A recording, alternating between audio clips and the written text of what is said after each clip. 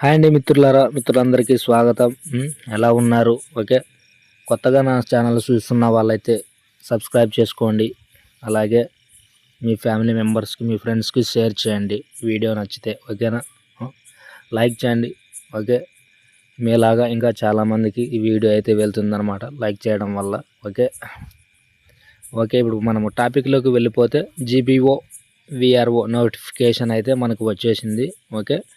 ఎక్కువ మార్కులు వచ్చే టాపిక్స్ ఏంటి, మరియు సిలబస్ ప్రిపరేషన్ అనేది ఎలా మొదలు పెట్టాలి అనేది మనం ఇప్పుడు ఈ వీడియోలో చెప్పుకుందాం.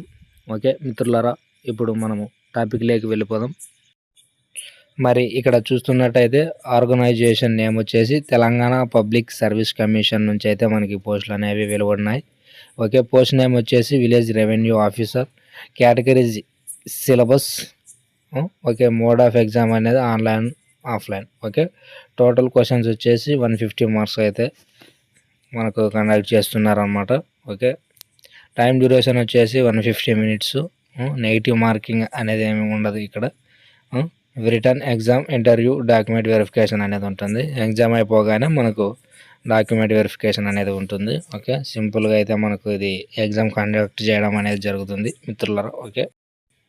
మరి ఇక్కడ ఎగ్జామ్ ప్యాటర్న్కి వచ్చేస్తే the Telangana TSPSC VRO return exam will consist of 150 questions and the candidates will be allowed 150 minutes to attempt the paper.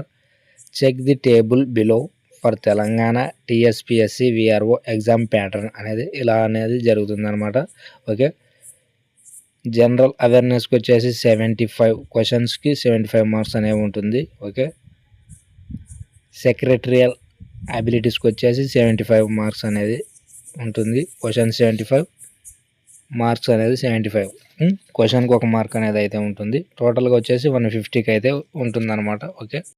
మనకు లాంగ్వేజ్ వచ్చేసి తెలుగు అండ్ ఇంగ్లీష్లో అయితే ఉంటుందన్నమాట. మరి జనరల్ నాలెడ్జ్లో ఏ టాపిక్స్ని అడుగుతాడో ఈ వీడియోలో తెలుసుకుందాం. ఇప్పుడు టాపిక్స్ వచ్చేసి geography of India and Telangana. Okay. Current affairs of national and international importance. Okay. ఇంకోటి వచ్చేసి general science, India's achievement in science. Okay. Indian polity and constitution. Okay.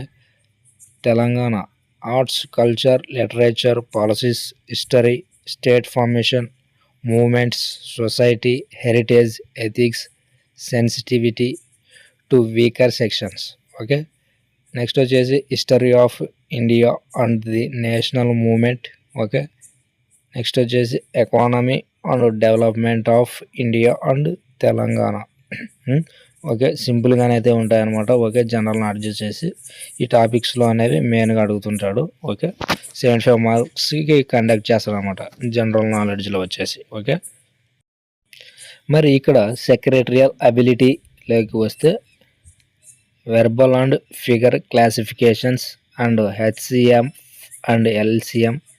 Next వచ్చేసి competition of whole numbers. Next వచ్చేసి relationship concept. Next వచ్చేసి profit and loss.